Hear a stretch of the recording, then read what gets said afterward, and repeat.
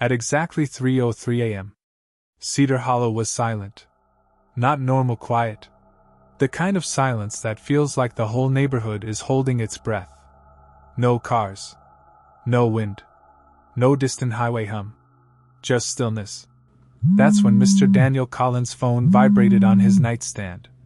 He groaned, half asleep, assuming it was another useless motion alert from his security system. Ever since raccoons started knocking over trash cans, the app had been overly sensitive. He reached for his phone.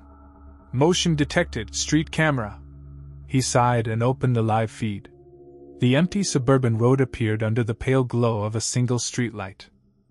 And then, he froze. There was a little girl standing in the center of the street. She hadn't been there seconds ago. He rewound the footage. The street was empty. Frame by frame. Empty. Empty. Then in the next frame, she was just there. No walking into view. No shadow approaching. Just suddenly existing. She stood perfectly still. Barefoot. Thin white nightgown brushing her knees. Long black hair covering her face. Facing away from every house, including his. "Where are your parents?" he muttered. He zoomed in. That's when his stomach dropped. Her feet weren't touching the pavement. They hovered inches above the road. The streetlight above her flickered violently. The camera glitched. Static hissed through the speaker. The image warped. When it cleared, she was closer to his house. Not by much. Maybe 10 feet. But she hadn't walked. She hadn't moved at all. Same posture. Same stillness. Just closer. Daniel felt his chest tighten. He checked the timestamp. 3:05 a.m. 2 minutes. She had crossed half the street in 2 minutes without taking a single step. He stood up and rushed to his bedroom window. He pulled the curtain aside. The street was empty. Completely empty. His breathing quickened. He looked back down at his phone. She was still there.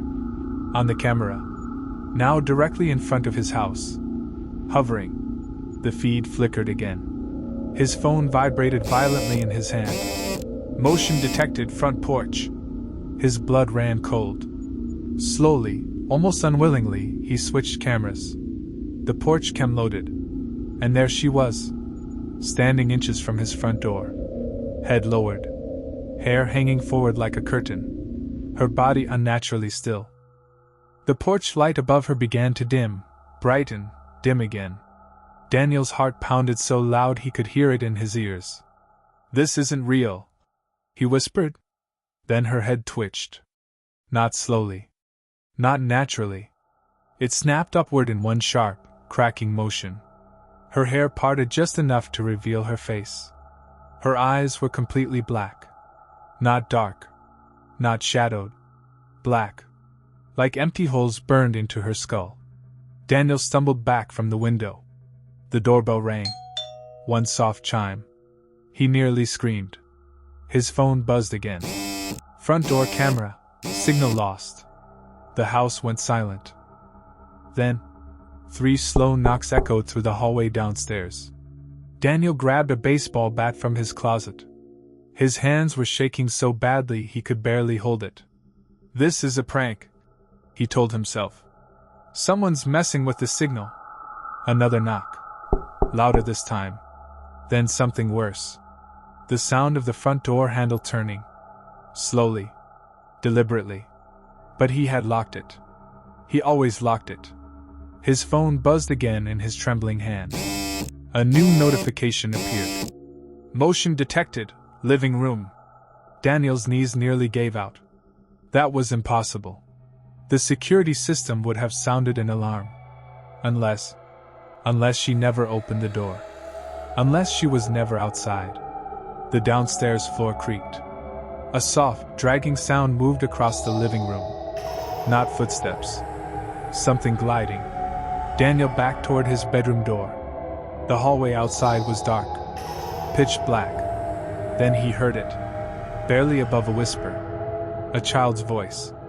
Soft. Right outside his bedroom. "You looked at me."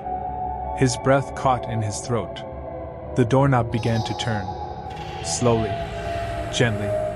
Like someone testing it. He locked it. The handle stopped moving. Silence. 30 seconds passed. Maybe a minute. Then his phone screen lit up one last time. Motion detected bedroom.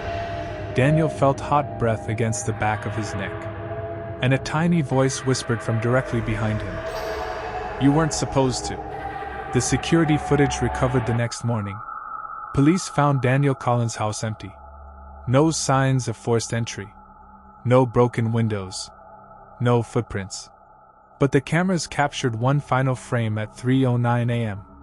Daniel standing in his bedroom. Frozen. Staring at something inches from his face. And in front of him, a little girl. Floating. Smiling. And in the very last frame, she slowly turns her head. And looks directly into the camera. As if she knows. You're watching too.